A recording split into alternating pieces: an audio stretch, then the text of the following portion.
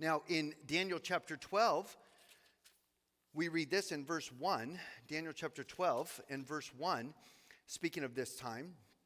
At that time, Michael shall stand up, the great prince who stands watch over the sons of your people, and there shall be a time of trouble, such as never was, since there was a nation, even to that time. And at that time, your people shall be delivered, everyone who is found written in the book. And many of those who sleep in the dust of the earth shall awake, some to everlasting life, some to shame and everlasting contempt. Those who are wise shall shine like the brightness of the firmament, and those who turn many to righteousness like the stars forever and ever. Verse 4, but you, Daniel, shut up the words and seal up the book until the time of the end. Many shall run to and fro, and knowledge shall increase. And so God was again showing Daniel what was coming. There's going to be a time of terrible trouble on the earth that God was showing Daniel. But it wasn't for Daniel's time. He said it's going to be in the future. Seal up the prophecy. It's not going to be in your time, Daniel. But he did give us an indication of what the world would be like when this time period takes place, in that he says in verse 4, many shall run to and fro, or shall travel greatly around the earth, and knowledge shall increase.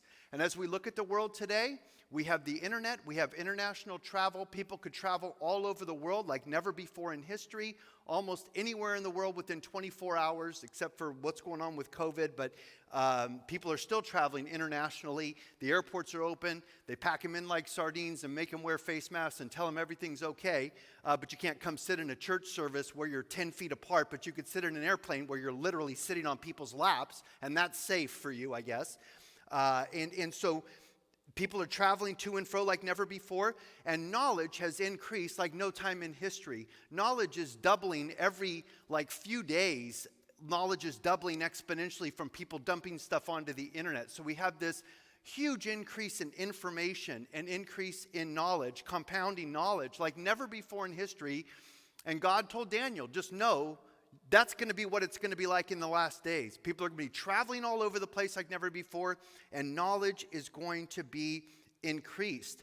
But then he says in verse 9, skipping to verse 9 about this time, he says, go your way, Daniel, for the words are closed up and sealed until the time of the end. Again, Daniel wanted to know when it was going to happen, but it was going to be, literally 2,600 years at least from the time that Daniel wrote this down.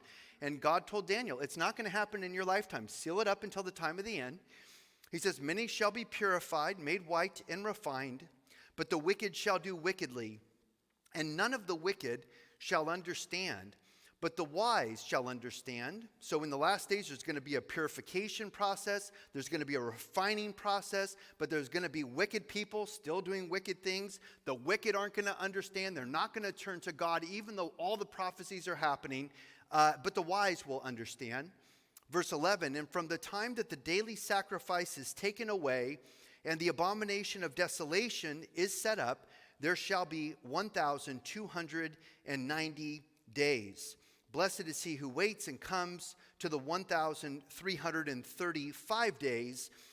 But you go your way till the end, for you shall rest and will arise to your inheritance at the end of days. And so from the time that the daily sacrifice is taken away, this is the abomination of desolations that we read about earlier in Daniel chapter 9, again that Matthew 24 talks about in the Olivet Discourse, where Jesus is saying this is where they stop the sacrifices in Jerusalem in the rebuilt temple, and the Antichrist goes into the Holy of Holies inside the temple, declares that he is God, demands to be worshipped as God, and demands that the whole world take a mark on their right hand or on their forehead.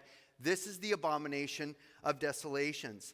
And he says it's going to be 1,290 days. 1,260 days would be exactly 3.5 years, but there's an extra 30 days. Something's going to happen at the end of that 3.5 years where another 30-day period is added on here after the 3.5 year period.